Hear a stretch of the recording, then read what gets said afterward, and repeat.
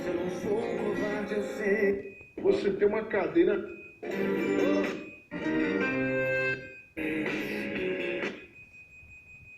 Essa semana, Mesa Plástica Amor.